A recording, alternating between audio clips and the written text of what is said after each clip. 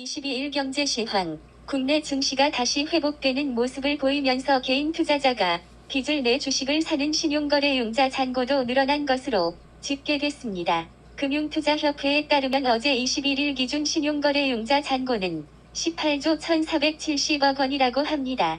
신용거래융자 잔고는 개인이 신용거래로 주식에 투자하고 증권사에 갚지 않은 대출입니다.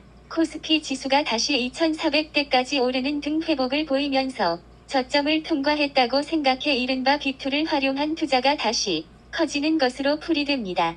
코스피 지수가 회복세를 보인다. 누가 회복세를 만들었을까요? 주식을 가진 누군가는 청산을 위해 회복세라고 착각이 되어야 매수자가 나타나 주식을 매도할 수 있다는 생각을 했을 겁니다. 개미들이 분할 매수가 아닌 가진 주식의 물타기라면 하락장이 되면 충격이 더 커진다는 걸 기억해야 합니다. 금리 인상을 비롯해 대내외적 변동에 부동산 시장도 침체되자 부동산 프로젝트 파이낸싱 PF 대출의 건전성의 경고 등이 켜졌습니다. 실제로 저축은행의 경우 공정률과 분양률이 저조한 요주에 사업장에 나간 PF 대출이 2조 원을 넘습니다. 부동산 PF 대출이란 앞으로 진행될 부동산 개발 사업의 수익성을 평가해 돈을 빌려주는 경우를 말합니다. 사업이 무리 없이 진행돼 분양이 잘 되면 큰 수익을 얻을 수 있지만 반대로 개발이 중단되거나 분양 실적이 저조하면 수익이 나지 않아 큰 손실을 볼 수 있습니다.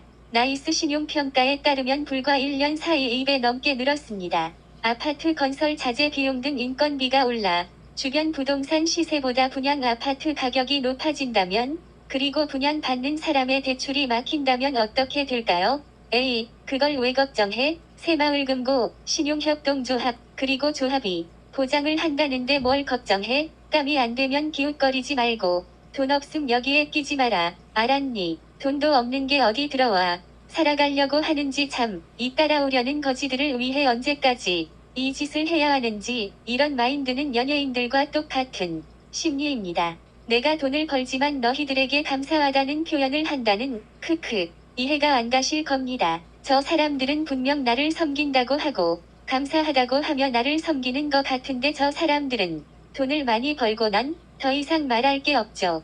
감사하다는 건 이유가 있는 겁니다. 그렇죠. 크크. 건설사는 분양받은 사람이 분양을 포기하거나 잔금이 입금되지 않는다면 어떻게 될까요? 한두 달은 버틸 수 있을 것입니다. 하지만 계속된다면 지금은 무엇을 더 하기보단 줄여나가야 할 때라 생각이 듭니다.